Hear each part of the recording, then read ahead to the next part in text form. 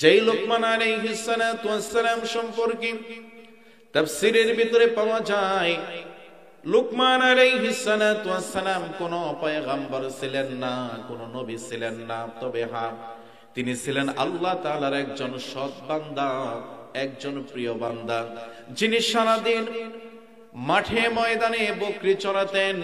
আবার কোন কোন বর্ণনায় আসছে তিনি সারাদিন বনে জঙ্গলে কাঠ সংগ্রহ করতেন। সারাদিন পরিশ্রম করার পরে সন্ধ্যাবেলায় যখন তিনি বাড়িতে আসতেন, ওনার জবান থেকে মূল্যবান মূল্যবান কথাগুলো শোনার জন্য এলাকার মানুষ, হাজারো মানুষ ওনার বাড়ির সামনে ভিড় করত। বলেন আল্লাহু আকবার। লোকমান আলাইহিস সালাতু ওয়াস সালাম ওনার জীবনী পরে পাওয়া যায়, লোকমান তিনি কেমন মানুষ ছিলেন। একজন কৃতদাস ছিলেন, একজন গোলাম ছিলেন। সারাদিন এত পরিশ্রম করার পরেও তিনি কোনদিন আল্লাহ রাব্বুল আলামিন এর হুকুম অবাধ্য হয় নাই। আল্লাহু আকবার। সারাদিন কঠোর পরিশ্রম করতেন, আবার সারা রাত্রি দাঁড়িয়ে দাঁড়িয়ে আমার আল্লাহ রাব্বুল আলামিনের ইবাদত করতেন।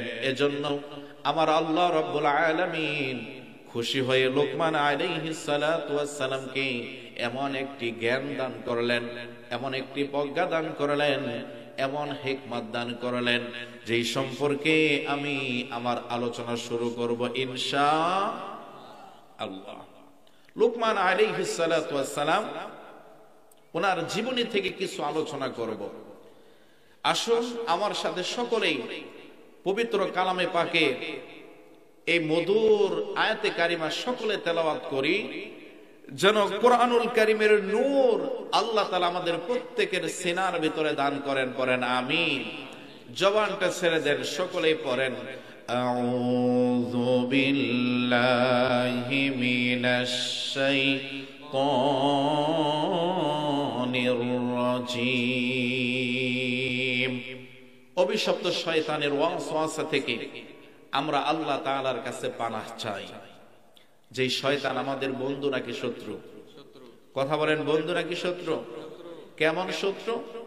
শয়তান আল্লাহ তাআলাকে ডাক দিয়ে বললেন, আল্লাহ আপনার ইজ্জতের কসম, আপনার বরত্বের কসম, আপনার মহত্বের কসম, আপনার বান্দাদের কারণে আমি ইমামুল মালায়েকা ফেরেশতাদের সরদার ছিলাম, সেখান থেকে অভিশপ্ত হয়ে এই দুনিয়াতে শয়তানের রাজিম হয়ে এসেছি।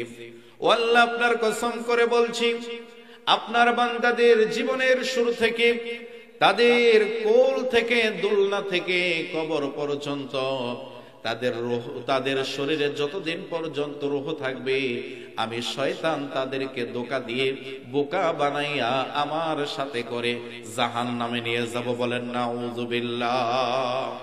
আমার আল্লাহ তাআলা ডাক দিয়ে বললেন, শয়তান শুনে রাখ, তুই আমার ইজ্জতের কসম খাইলি, আমার নামের কসম খাইলি। শয়তান শোন, আমি আল্লাহ তাআলা আমার ইজ্জতের কসম খাইলাম, আমার বরত্বের কসম খাইলাম, আমার মহত্বের কসম খাইলাম।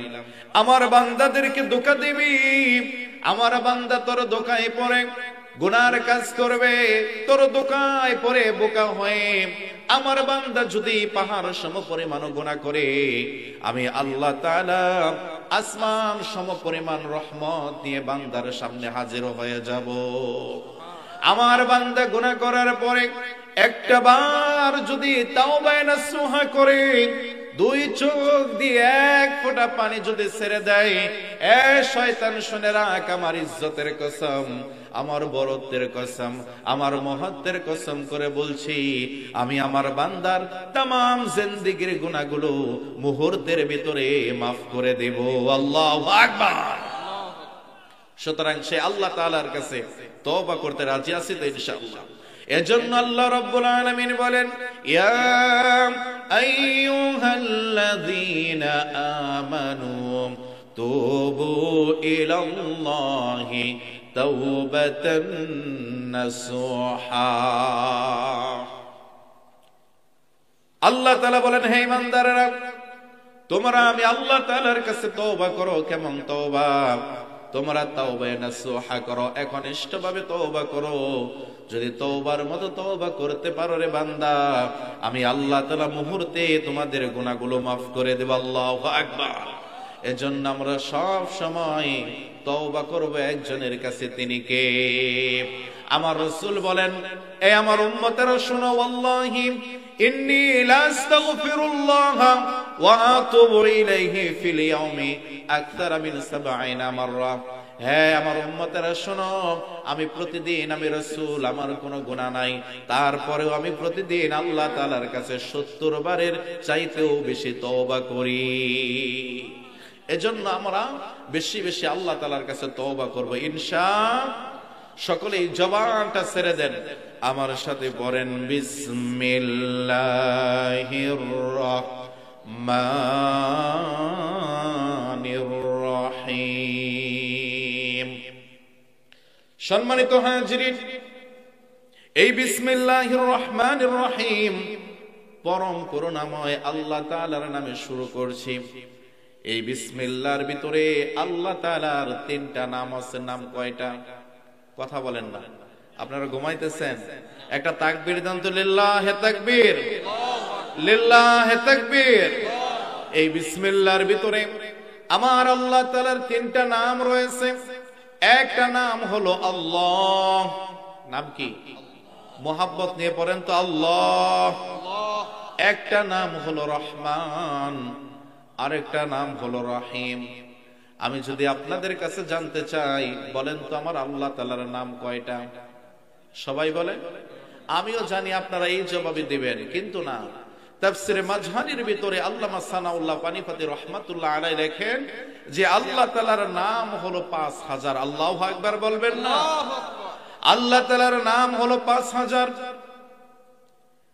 তাওরাতের ভিতরে আছে ১০০০, জাবুরের ভিতরে আছে ১০০০, ইনজিলের ভিতরে আছে ১০০০, লাউহে মাহফুজের ভিতরে আছে ১০০০, আর আল্লাহ তাআলার কোরআনের ভিতরে আল্লাহ তাআলার নাম আছে ১০০০। এই মোট আমার আল্লাহ তাআলার নাম হলো ৫০০০। আল্লাহু আকবার বলেন। কিন্তু আল্লাহ রাব্বুল আলামিন এই ৫০০০ নাম কি বিসমিল্লাহির রহমানির রহিমের ভিতরে লুকায়া রাখছেন।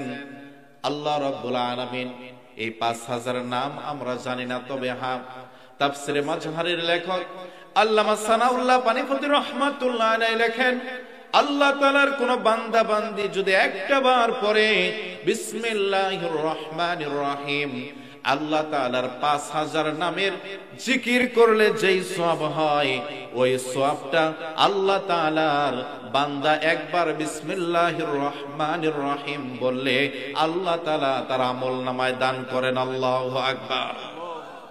এজন্য আবারও আমরা জবানটা ছেড়ে দিয়ে একটা বার পড়ি বিসমিল্লাহির রহমানির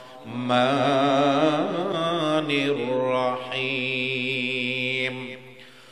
ওয়ালাকাদ আতাইনা লুকমানাল হিকমাতা আনিশকুর লিল্লাহ।